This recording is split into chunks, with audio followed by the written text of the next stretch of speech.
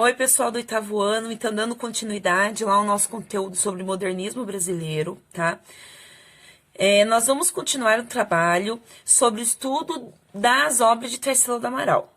Na aula passada, vocês fizeram lá uma pesquisa sobre a fase pau-brasil, tá?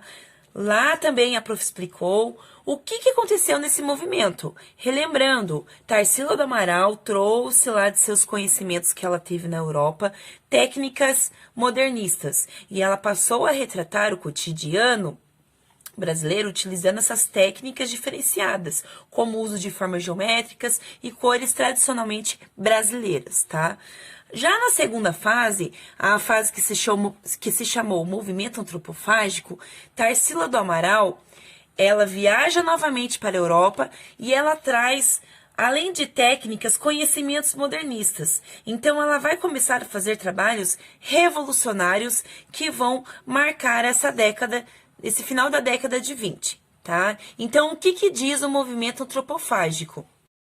O movimento consistia na deglutinação da cultura estrangeira, incorporando-a na realidade brasileira, para dar origem a uma nova cultura transformada, moderna e representativa da nossa cultura.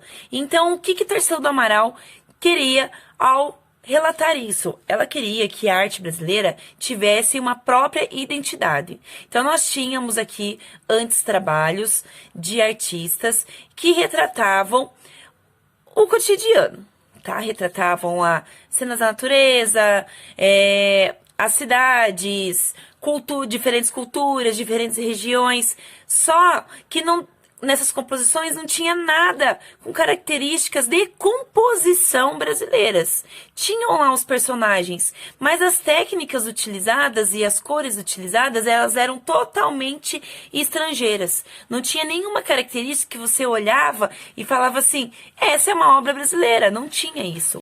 Engolir, então, essa cultura estrangeira que tinha aqui, essa cultura de composição, de releituras, de trabalhos que tinham em telas e para que uma nova cultura surgisse.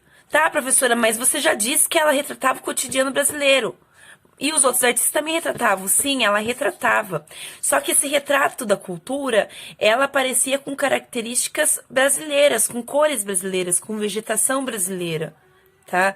Com retratos ali de pescadores, do início das favelas, da chegada da industrialização nas cidades. Tá? E tudo isso tinha característica, pois tinha lá a vegetação, tinham as estampas das roupas das pessoas, tá? Tinha as matas, as cores, as riquezas que tem no nosso país.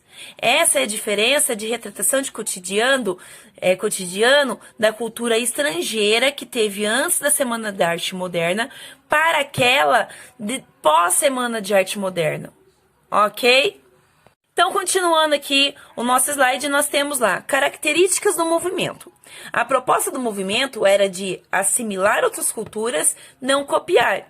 Então, eles pegam a técnica e criam novas composições tipicamente brasileiras, como eu já falei, ok?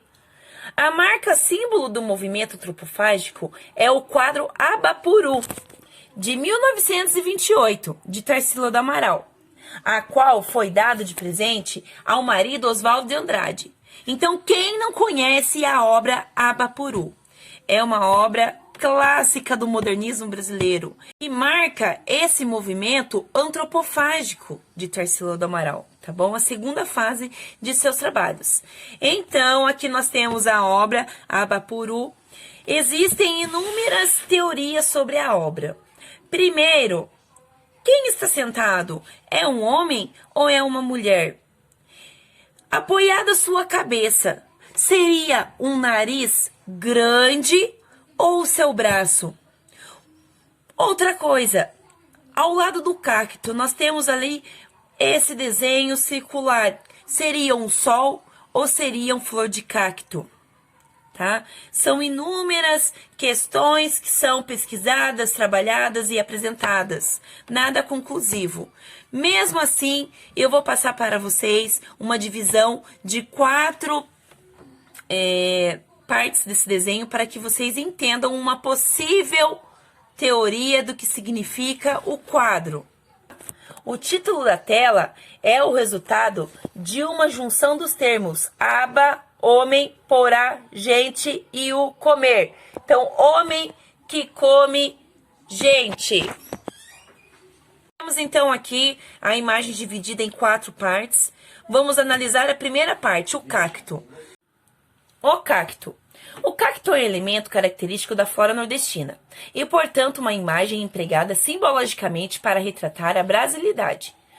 Como é uma planta típica de lugares áridos, o cacto é uma lembrança da seca e da resistência e estabelece um paralelo com o povo brasileiro, celebrado pela sua capacidade de resiliência. Ele representa então lá nossas matas, tá? E a nossa cor da bandeira. Ele está junto com o chão ali, ele cria uma imagem uniforme, tá? Segundo elemento, o sol, símbolo do calor e da energia que propicia a vida. O sol pintado por Tarsila do Amaral também impõe condições de trabalho duras aos funcionários rurais. Na tela, é curioso que a figura do sol seja semelhante à representação de um olho, que está posicionado acima da figura e do cacto, parecendo observar a cena. Na composição da obra, o local escolhido para o sol é de centralidade e intermédio entre o cacto e o rosto humano. Parece que a luz emana e permite a vida tanto na flora quanto na fauna. O sol amarelo, assim como o céu azul, também está presente na cor da bandeira nacional, imprimindo à obra mais um traço de brasilidade.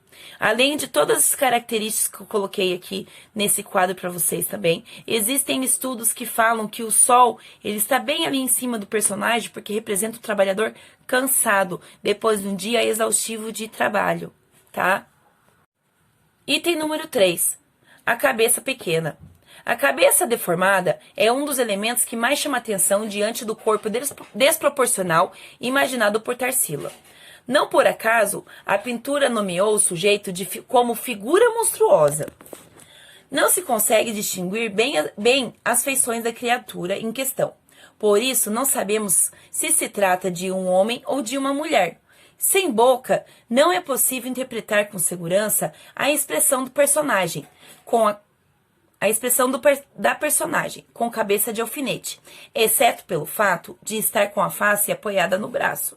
Será que seria um sinal de cansaço?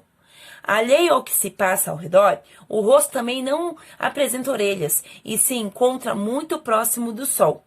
Uma das teorias mais divulgadas entre especialistas é que a cabeça pequena é um sinal da desvalorização do trabalho intelectual no nosso país. Então, pessoal, o que quer dizer isso? Quer dizer que é uma cabeça que não pensa. É uma cabeça que não tem valor diante da sociedade, tá?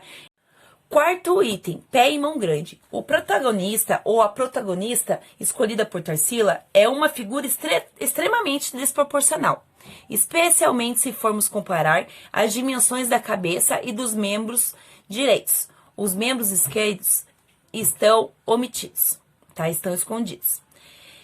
Ela ou ele brota da terra, assentando-se no chão, assim como o cacto, mostrando-se intimidamente ligado ao solo. Os pés e as mãos ampliados destacam o sofrimento do trabalhador brasileiro. A demasiada importância dada à força braçal e ao trabalho físico, em oposição à desvalorização do trabalho intelectual. Outra leitura possível para o tamanho enorme do pé é o desejo da pintura em sublinhar a conexão do homem com a terra. Tá? Então, nós temos aqui as teorias para esse trabalho, tá?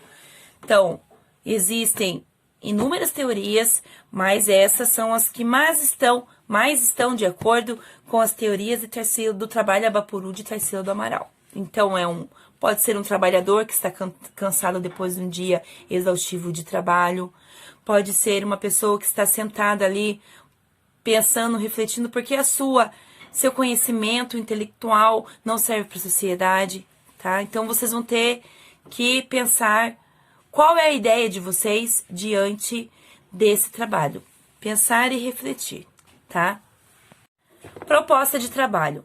Após refletir o que vocês pensam sobre o trabalho Abapuru de Tarsila do Amaral, vocês terão que criar uma releitura desse trabalho, só que é uma releitura diferente. Vocês vão imaginar como seria esse personagem, ele fora dessa posição, ele em pé, tá? Vão fazer essa composição de releitura e vão me mandar em anexo à imagem, tá? Terão que copiar também os slides 8, 9, 10 e 11. Então, essa é a nossa aula de hoje, tá? Dúvidas, me mandem mensagem. E, ó, um grande beijão pra vocês, 8º ano.